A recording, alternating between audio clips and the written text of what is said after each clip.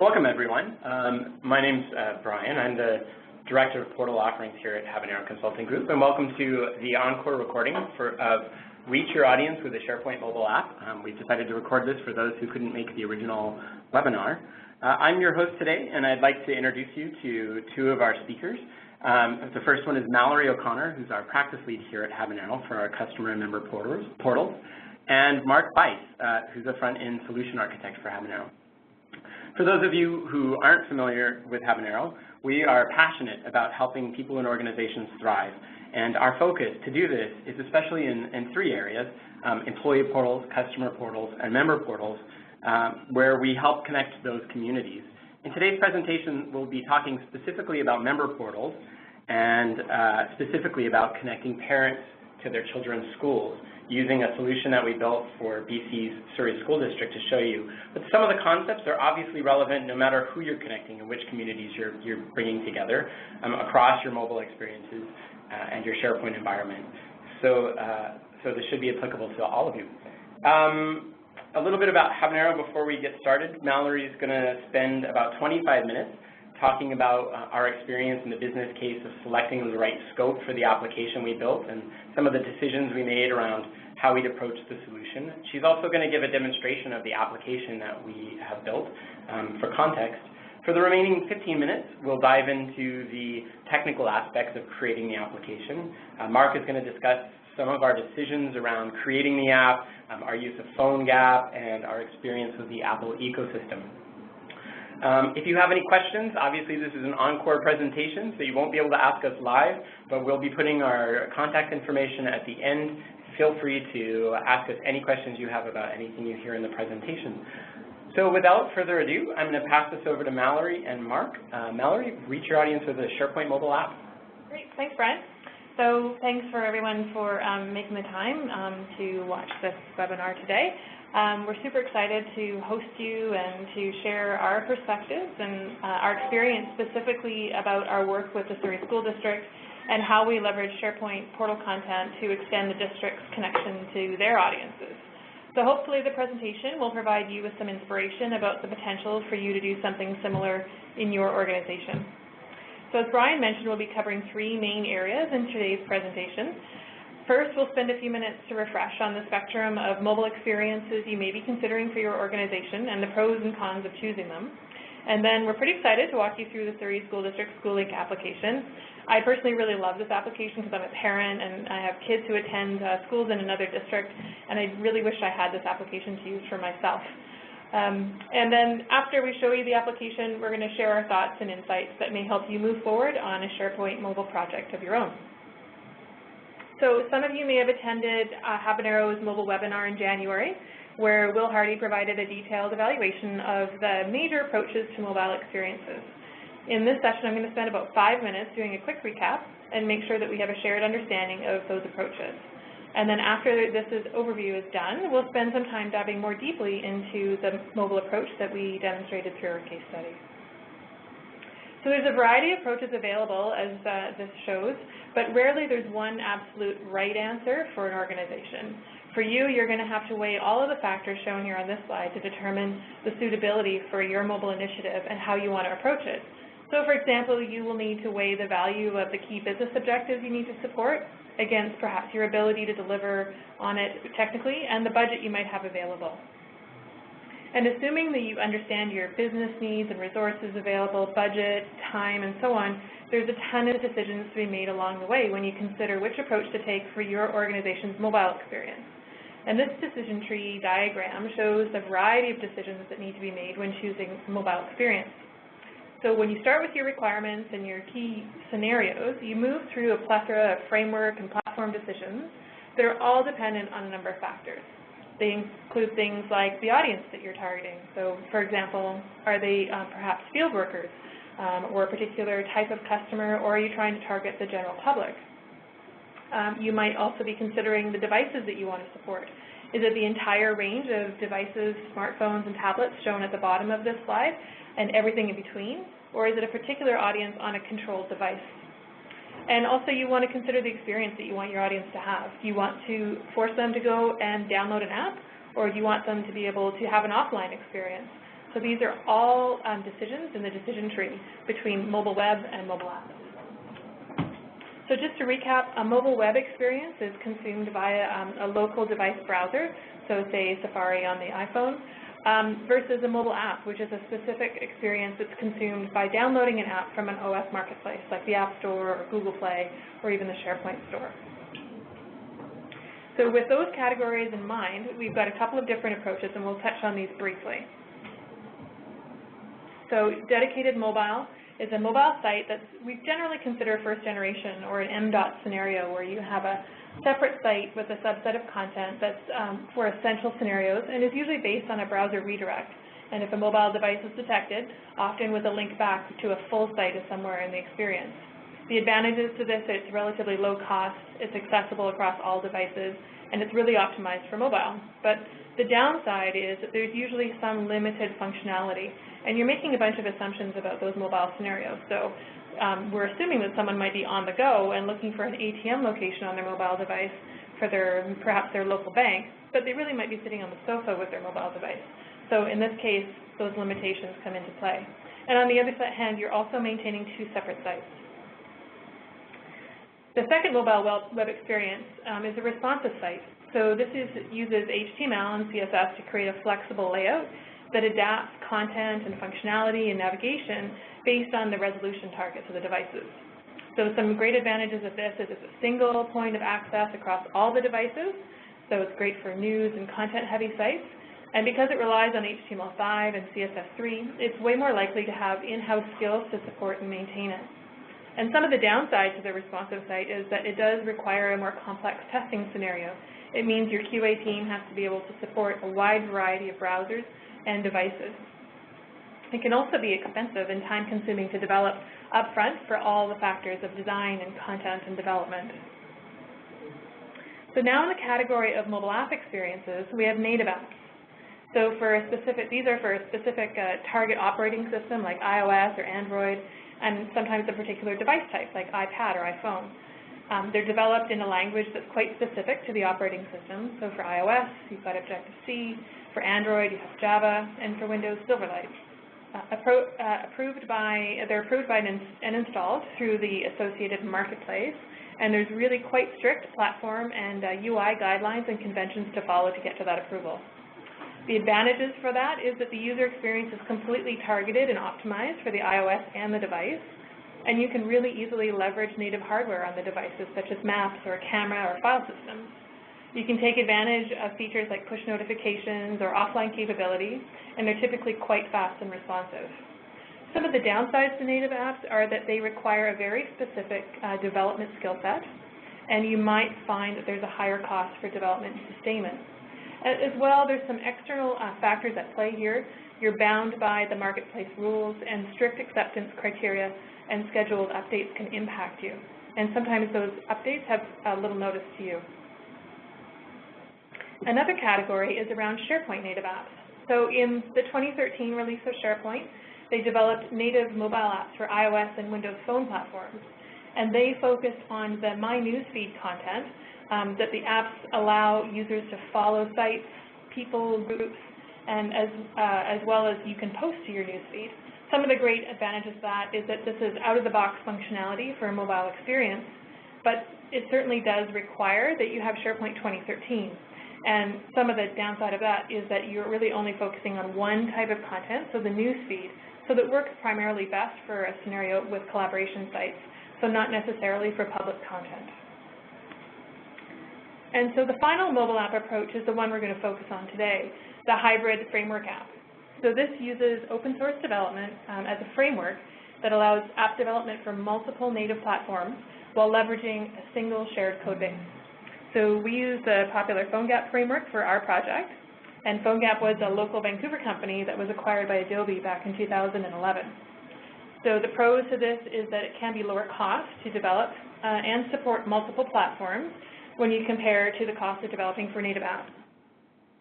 You can always rely as well on readily available skill sets. So developers with HTML and CSS skills can use these skills to develop apps within the framework. The framework is also quite extendable. There's plugins and there's a strong developer community for support. Some of the downsides around using the hybrid framework approach is that you're dependent on the framework and their build and release cycles. So, for example, during the course of development, if there's a major OS update, you have to wait for them to respond to the update, and Mark will talk about this later. There's also some user experience trade-offs when you compare to the feel and the functionality of a native application. The speed can be slower, but we've found that this is improving, and you can have some challenges with accessing native hardware. So as you can see, there's pros and cons for both sides. So now we want to talk a little bit about the case study that we want to present today for SchoolLink. So before we do that, it'd be great to jump in and give you a little bit of background about our work with Surrey School District and who they are. So just to zone in for those of you on the line who aren't familiar with the geography here, if you're dialing in outside of Vancouver, here's where we are. We sit underneath the red dot, and we're within the Greater Vancouver region, and Surrey is one of the biggest suburbs in our community. So they have a recorded population of just over 500,000 people, and as a result, they obviously have a large school district. So they have 70,000 students within its educational spectrum. And of that, there's over 130 elementary and high schools in the district, plus they have district learning centers and programs such as online and distance education, as well as alternative programs. They're also BC's largest school district and provide services across a really large physically geographic area. So the school district launched this SharePoint 2010 portal just this past fall called surreyschools.ca. The district worked with a company called Scalantis that produces a school-targeted SharePoint solution, and the school district then customized it to meet their exact needs. Habanero worked with the district both in the planning and the support phases of the project, and the scope of surreyschools.ca includes the district's public-facing website and intranet for their staff, a public website and intranet for each school and learning center, classroom delivery and collaboration sites, as well as groups and team sites at the district level and at the school level. So the site provides a feature set that's both public-facing and internally facing.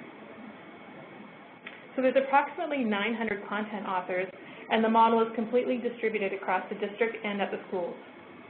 On average, each of the 130-plus schools and the district departments have anywhere from 2 to 12 content authors who produce information for internal and external audiences.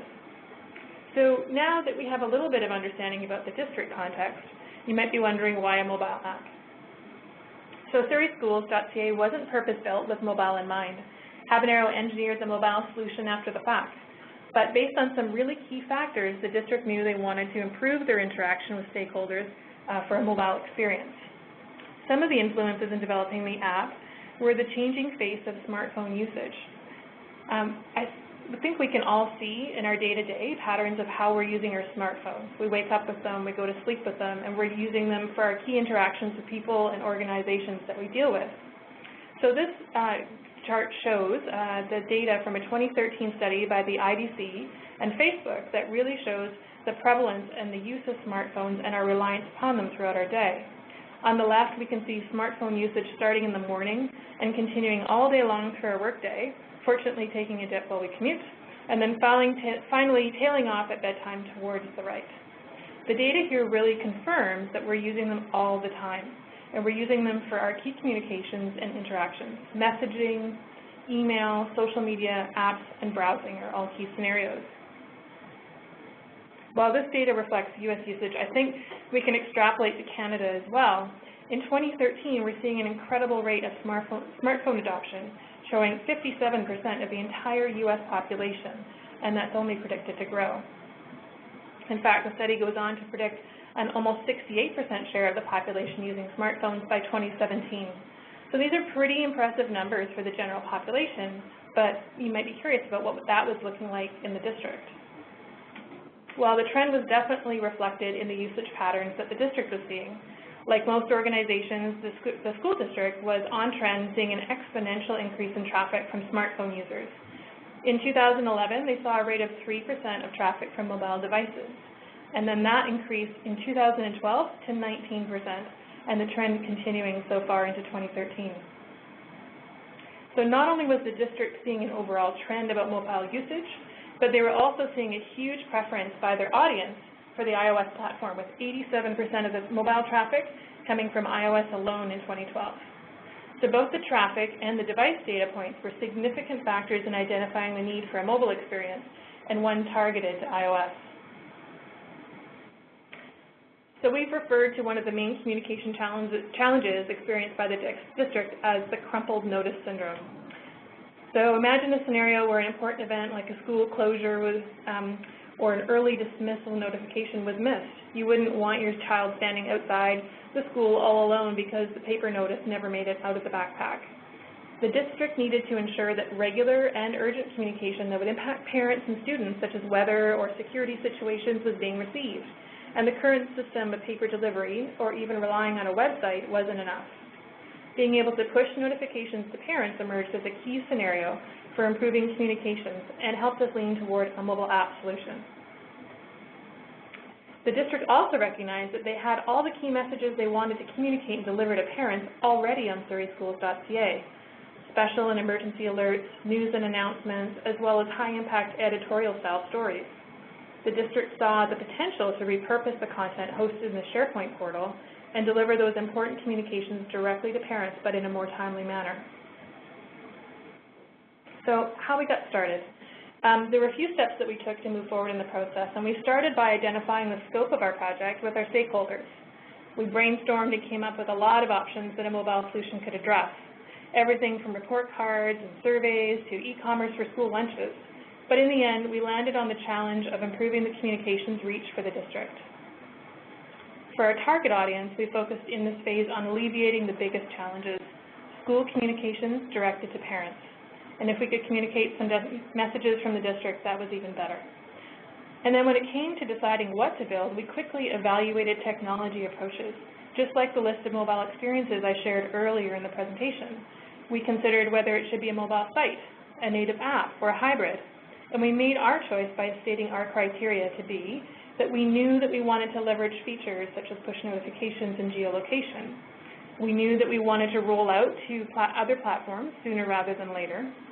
And we wanted to take advantage of our deep HTML and CSS skill set for development and maintenance. So for all of these reasons, we opted to use the PhoneGap framework. And finally, we landed on our design principles. Our design principles form the purpose and the functionality and the design of the application and provided the touchstone for the goals of the application. And when we develop projects, we often find that this vision statement helps to ground our design and our features. So they focus on what was relevant to me as a parent, what do I need to know about, and what would disrupt my day. Our goals for the application were identified as these: to improve communications with parents and really make an impact on those direct communications. To establish a first step into mobile, starting with iOS, based on the stats and the insight we had from our analytics. To not create anything net new for content authors to do, really leverage the SharePoint content and the authoring processes that already exist. And to use existing skill sets for design, development, and maintenance, and PhoneGap really helped to support this. And the process of establishing these principles helped us narrow our scope for this release and start a roadmap for future enhancements. So School Link could be used in the future not just to publish information, but to receive information from parents and from students. So features we identified to go onto the roadmap included being able to download a school calendar with all the holidays and special events, pro-D or professional days, follow sports teams and extracurricular groups at the school level, get information about homework and classroom collaboration, and being able to fill out surveys and forms and even register for different events. And also to pay for hot lunches or school fees, which turn out to be highly manual and really painful processes for school administrators. So for these reasons, we wanted to highlight what the features could be and build for extensibility and growth. So now that we've got a good shared understanding of the background, we're going to go what led to the development of School Link. Let's get into the application. So we're going to be using an application called Reflection that uses the iOS AirPlay feature that wirelessly broadcasts over AirPlay to my laptop. So if you notice any flickering of images or jumpiness when I scroll, it's just as a result of the sort of connection delay between the two pieces. So here we've got the home screen for the phone that I'm using.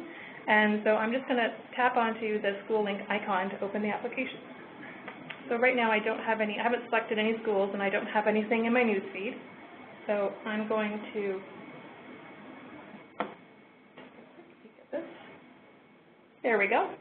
So there's my news feed and my configuration screen. So right now I don't have any schools, so I've got no information in the application. So the first thing I'm going to want to do is add schools. So I'm going to click on Add a School, and there's a bunch of different ways that I can add schools to my list. At the top, you'll see that there's a search bar. There's also a filter where I can filter schools either at the elementary or at the secondary level. But what I'm going to do is I know the name of the school that my child attends, so I'm going to search by the name of the school, which is, I need to go to all, Frost Road. So I selected Frost Road, and once I select the school, it gives me some options that allow me to customize my push notifications. So because Frost Road is my son's elementary school, I'm going to definitely want to know what the special announcements are. I'm going to want to know what the featured stories are, but I don't think I need featured stories pushed to me. So I'm going to turn those off. So I've toggled those off, and I'm going to click on Add this school, and I'm going to add this to my list. So this is Frost Road school page, and you'll see at the top of the list, there's 3 alerts that are color-coded, and then we have the school page, which includes an image of the school, some mapping information with geolocation, as well as an ability to make a direct phone call to the school from this page. So if I cancel that, I don't need to call them right now. I also have a roll-up of all the news and announcements and featured stories for the Frost Road School on this page. So I can delete or I can dismiss any of the alerts at this point.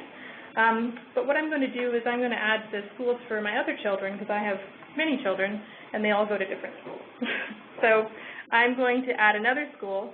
I've got a daughter who's in grade 10, so she's in Enver Creek. So I'm going to add another school, and I am going to see if I'm close enough that I can get it so that it's near me. So using geolocation, if I was actually near the school, you can see I'm not very close to the schools in the Surrey School District right now. They're all 13, 16 kilometers away from me. But if I was near my school, it could show up in this list to easily add it. Or I can filter by the names of the schools, and I can just go to secondary schools. And for that, I would see the name Enver Creek for my grade 10 student. So I'm going to pretty much do the same thing. I'm not going to do the featured stories, so I turn off those featured stories, and I add this school to my list. Now I'm on the Enver Creek page. There's no alerts on this page, so it's really just a same type of information that you saw for the previous school. And finally, I've got 3 kids, so I'm going to add one more school. So I'm going to go and I'm going to add my child who's at Princess Margaret Secondary, and I'm going to scroll up the list. I can easily, pretty manageable list to scroll up. So I'm going to go right down to Princess Margaret, right by it. And I'm going to add Princess Margaret to my list as well. So now I've got 3 schools for my 3 kids. And how do I see them? I go back to my news feed, and now I have all 3 schools in the news feed, kind of like in a Facebook style. It's got a roll-up of all the news and announcements, as well as all of their featured stories that appear across the top of the page. So I'm just scrolling through the various featured stories, and I can click through. These are the more editorial style stories. And if I click on the story, that takes me through to the story page that has all the detail about it. And if I click on the back button in the top left, that'll take me back to my news feed. And you can see there's some ways that we can tell where different information is coming from. I've got highlighted the various school names in my news feed, so I can see which announcement's coming from which school. And I can easily see the alerts coming from different schools. I'm going to cross off the Country Fair News because I've read about that one, and I might just click through to see what the information is about the NUT-aware classrooms. So the other thing that we have in here, and this is something we discovered through usability studies, is that originally we had the district information included in the news feed for the schools. But parents told us quite clearly that they wanted to have access to the district information when they wanted to have it, but what was most important to them was really the information about the schools. So we pulled that out separately, and if you click on District News, you'll find that you'll get information that's really just about the organization of the district. So it's got their featured stories, thumbnails from their stories as well as their announcements, just like the schools have. And you can also get in touch with them directly and launch into your mapping if you need to. And so finally, if I go back to the home screen, I'm going to click on the top left. And on the home screen, I also have the option to manage my settings and all of my notifications in one place. So if I sent my settings and found out that I really didn't want to receive a bunch of these push notifications, or I wanted to opt in to receive more, I could come here and I could change my settings, and it includes not only my district settings, but also, if I scroll down, all of the different schools that I have in my newsfeed. And some, while we've indicated that you can turn off your settings, there's some very emergent scenarios that will be pushed to you no matter what, and we've reserved that for the publishers to be able to use it very much at their discretion and very infrequently. And so finally, let's say it's June 30th, it's the end of the school year, and my grade 12 student has graduated. I'll just demonstrate how you would remove a school from your newsfeed. So you would tap on the Edit button, and you get the sort of styling to remove the school. So I'll remove Princess Margaret and confirm with the delete, and then close off my school list. So now I'm only following 2 schools. So in a nutshell, that is a demonstration of the application, and I'll just jump back into the presentation.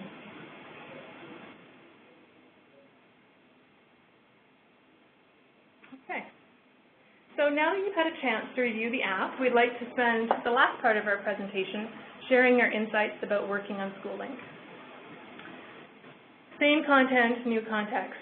So because the mobile application was created after surreyschools.ca and the content gets pulled into the application by a web service, authors don't really need to do anything special to create content for the SchoolLink app.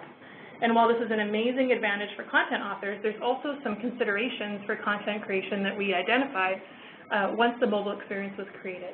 Specifically, we needed to create awareness with the content authors about how content appears both in the web and the mobile experience. So we needed to coach authors on what the impact was on the mobile experience for the content they were creating. So we were specifically focusing on things like title links. So ensuring that on a mobile device, the title doesn't wrap more than a couple of lines. And for image size, for example, and coaching them and providing them with guidance on how to optimize and size and orient their images. We also wanted to coach them on, in the body of their content, not referencing the Chrome or the navigation around the desktop experience, because that really doesn't make sense in the mobile app. And completeness, they're really working with content authors to fully and completely write their content so people weren't tapping through to stories that had no content.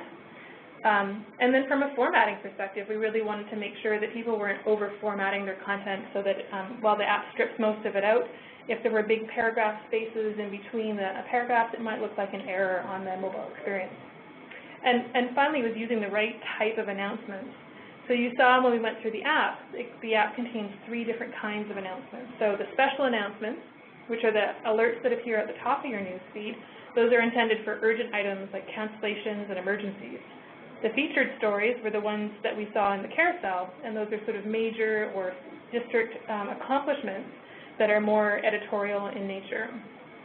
And then we saw the sort of news and announcement stuff, which is really just your regular run-of-the-mill, non-emergency content, like reminders or notifications, maybe about something like a parent advisory council meeting or some minutes being published. And while it's really rewarding for content authors to see their announcements at the top of the page and in a bright color, we really needed to work with them to remind them about how to use them properly, and that we really shouldn't put things about reminders for bake sales in that content area. The other part about the content, as we saw in the demo, you have the option for those push notifications. And the notifications for special announcements and stories and news and announcements can be set at the various levels, the district and the school, and they'll be received by the user as soon as the content is published to the surreyschools.ca portal. So if a publisher is working late at night and they publish content, users will receive that content immediately if they've subscribed to it. So this is an example of a concept that doesn't exist on the desktop at all, but it's a huge consideration for content authors to understand this for the mobile experience. So it's an issue that can be addressed by coaching and, where possible, using delayed publishing dates and times. The other learning we had was around planning our launch strategies. So right now, a pilot program is underway through the end of the school year, and we're expecting feedback and possibly some revisions for the fall 2013 release. So the soft launch is focused on a pilot group of content authors at 6 schools. We're providing them with support for best practices and coaching around some of the areas that I just mentioned. We're also providing them, the schools, with communications templates for the Parent Advisory Council to let them know about the app, as well as for parents, and we're using those to collect feedback during this soft launch period. We're also monitoring social media and app reviews to see what people are saying, and we're using all of that feedback to help us plan our enhancements. And then building on the pilot program, we're working towards an official launch for September 2013. And so we're going to, in September, we're planning to take the feedback and extend the content and the coaching and the communications activities that I just mentioned and extend them across the entire district and all the schools. So those same templates will reach all the schools and parents in the district, as well as some more formalized PR and social media campaigns about the launch. And we've also talked to the district, and they're planning some in-school promotions and posters and things to encourage use. And we'll also continue, obviously, with monitoring feedback through social media and reviews. And now I'm going to turn the presentation over to Mark for a few minutes to discuss some of the technical insights we gained during the course of working on schooling. Thanks, Mallory. Okay, so now we're going to dig a little bit deeper technically into some of the details around SchoolLink and PhoneGap, and generally some of the stuff around iOS ecosystem in general. So first, the existing solution that we were working with here, Surrey Schools, it's www.surreyschools.ca. It's a SharePoint 2010 external website, a site that we had not built. We were being brought in to build this mobile app against this existing system that we didn't have control over. So we couldn't make code changes. We were essentially working with a bit of a black box. So the big challenge for us up front was, how can we create an app to talk to this SharePoint-driven website and actually pull data and make it meaningful in a mobile scenario without changing the underlying system. So it really became an exercise of abstracting and extending SharePoint. So what we discovered was a lot of the data we needed was already there. They had school pages, they had featured stories and various news articles related to the schools that we did want to surface, but it was missing some things. We needed things like school photos, latitude, longitude, geolocation. These types of things didn't exist in the current system, but were necessary to create that mobile experience. So we really had to figure out how to augment that data set as something that could be consumed and make useful to the mobile app. So what we ended up having to do was create a secondary database that lived sort of next to SharePoint, lived beside it. And in this database is where we would put all this supplemental information, stuff like photos and geolocation, and then wrap it with a service layer that we could then abstract all of that as a single data point. The idea being that some stuff's coming from SharePoint, some stuff is coming from our custom database, but combined, the mobile app doesn't really know whether it's SharePoint or a custom database. All it knows is, I'm getting school data, or I'm getting an article. It really doesn't care where it's coming from, and so it's completely abstracted, and it's technology agnostic at that point. It really just becomes a data endpoint for the app. So one thing we could do was we could go in, we couldn't change code, but we could install feature receivers. So these are these things that we were able to intercept when data is being created inside of SharePoint and do something. So really what's happening is, for example, a teacher goes in, creates an article for a school. With that, what we can do there is we can say, okay, an article is being created, fire off a trigger that talks to this layer, this service layer we've created, which can then in turn do something. Now this could be exposing that data to just the mobile app. It could be sending off a notification, talking to a third-party system, which is how we do our push notification. there's really no limit to what we can do in that custom layer. So yeah, the feature receiver was the key way that we were able to go in and know when stuff was going on. So the mobile app itself, working with PhoneGap. So how are we actually going in and surfacing this stuff in the app? So we have our abstracted service layer, we have our custom database, we have all the data we need. We now need to surface that in the mobile app. Mallory had already alluded to some of the reasons we wanted to go with a framework like PhoneGap. Biggest one was skill sets. So we have existing skill sets, people who can write HTML and JavaScript, no CSS.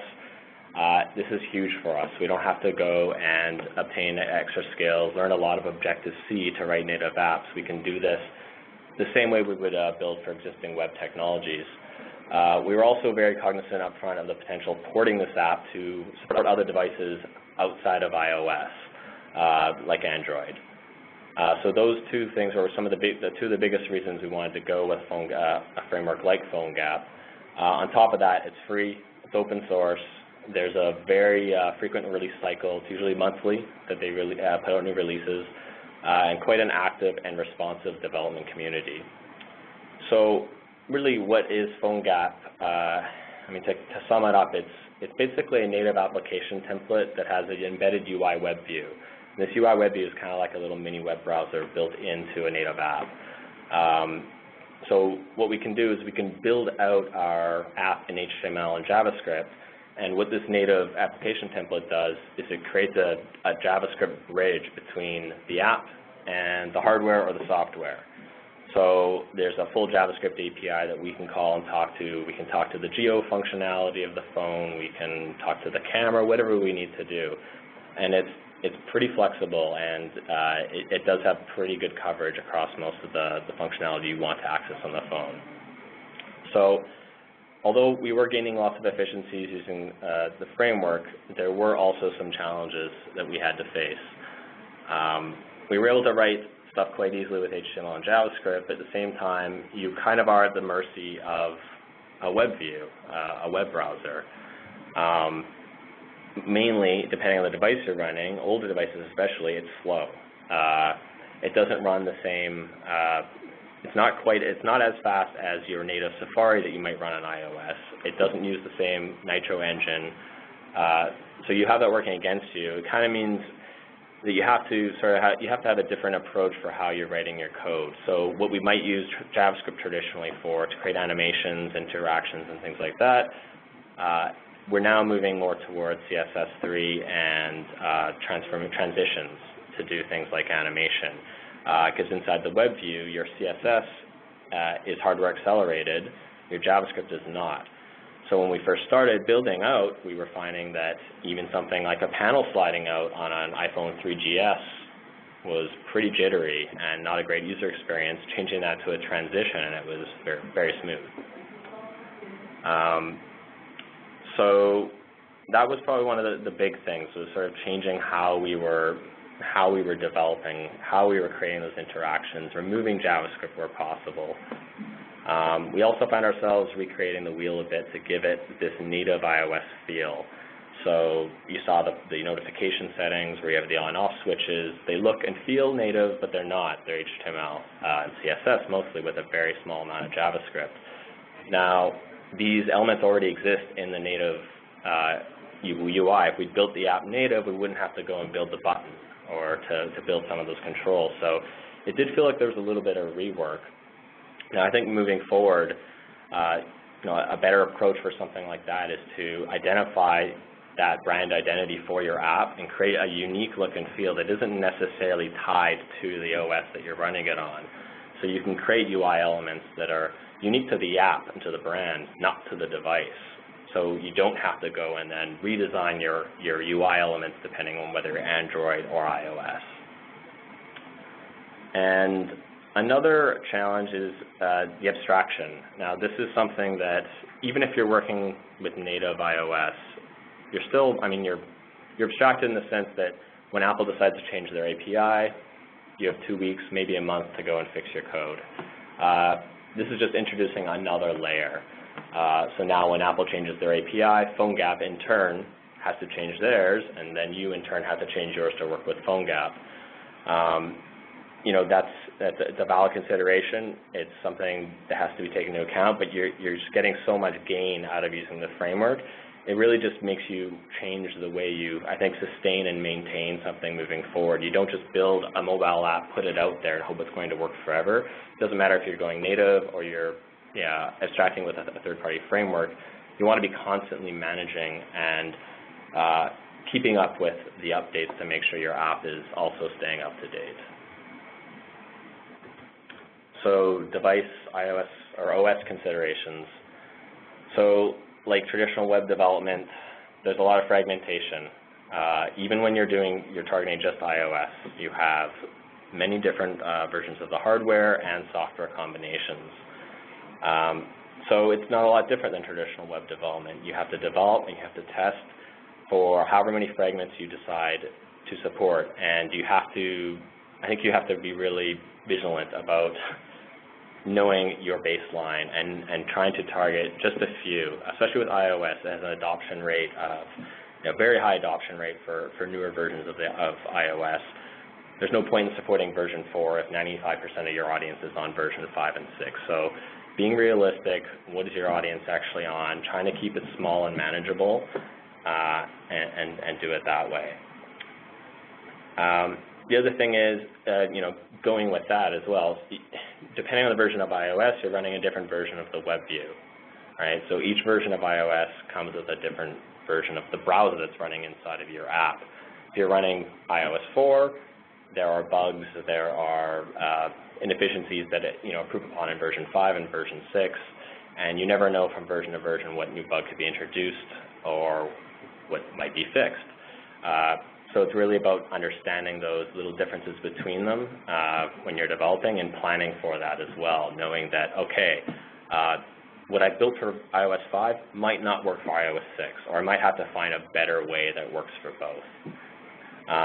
And when we're testing this stuff too, it's not just going in and using the emulators. It's a good starting point. If you're a developer, you may not have half a dozen devices sitting around you can test with. That's also really time consuming. So for myself, I had my primary testing device, which was a mid-level iPhone, and the emulators for the other versions, and then leave the edge case testing to more of a QA process. But making sure you're not relying on the emulators for realistic feedback, because one, they're not limited by hardware the same way your phone is. So you will see slowdown as soon as you port your app onto a physical device. And they aren't an exact 100% representation. There will be artifacts that show up in the physical devices that you may not see in an emulator. So physical device testing is super key as well. And then talking just a little bit about iOS ecosystem. I mean, really what I mean by that is there's a lot of stuff out there. There's a lot of stuff to know, and trying to gain by using third-party frameworks anywhere we can was sort of how we wanted to approach on this project. So two of the key things I wanted to point out. Two things we wanted to do. One was push notification. That was a big thing. Wanting to talk to devices regardless of whether they're in the app or not. For that, yes, you can talk directly to Apple's notification system. You're writing an Objective-C. We abstracted that by using Urban Airship for that. It's a free service, free up to 1 million pushes per month. Really simple to use. They have a full JavaScript API we were able to talk to. It made it quite easy. They also officially support PhoneGap, so they had already built the plugin that literally was to plug into the app to get it working.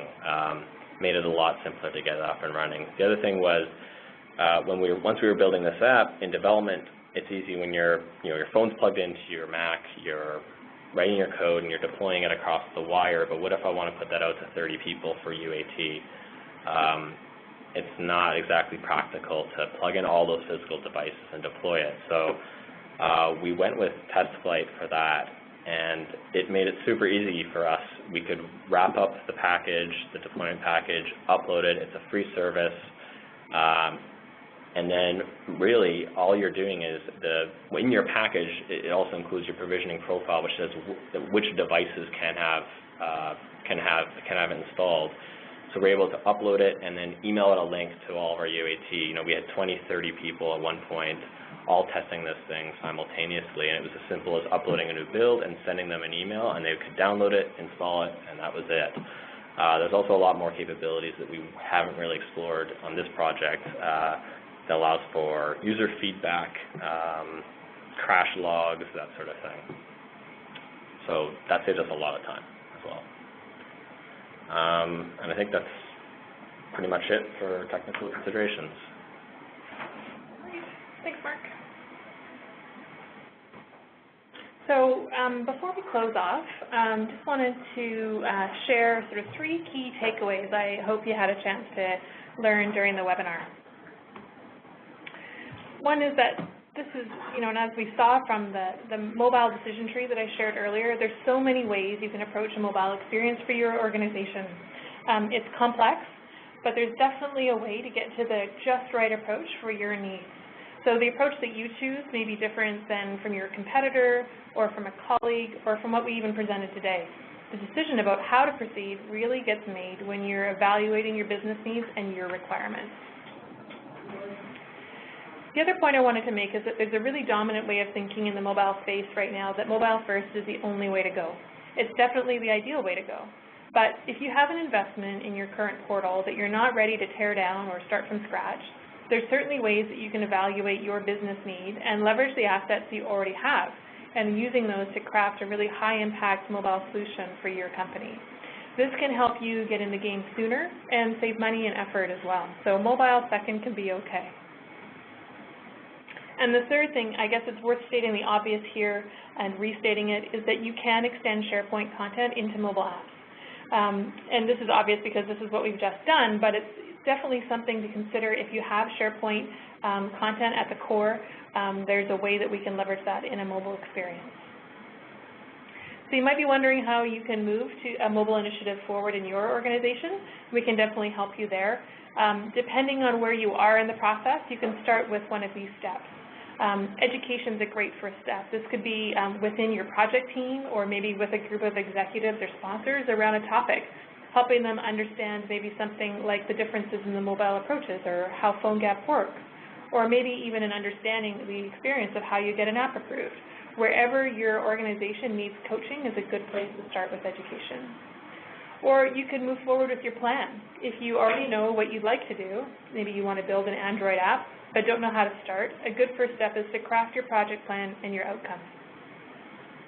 Or if another good method of moving forward is developing a pilot as a means of removing risk or testing out some of the functionality that you're interested in exposing in a mobile scenario. A pilot is one way to quickly garner support for a higher fidelity initiative.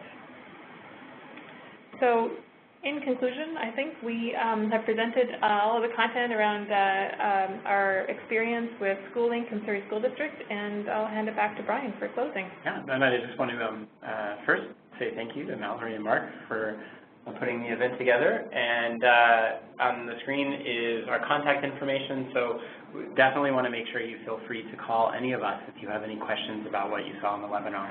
Anything from getting more detail about the solution we built specifically for the Surrey School District, or going and diving into the more technical aspects of what we've learned on the project specifically for the iOS ecosystem and PhoneGap and some of our technical experiences. So with that in mind, we will say goodbye, and hopefully you had a great webinar. Thanks very much.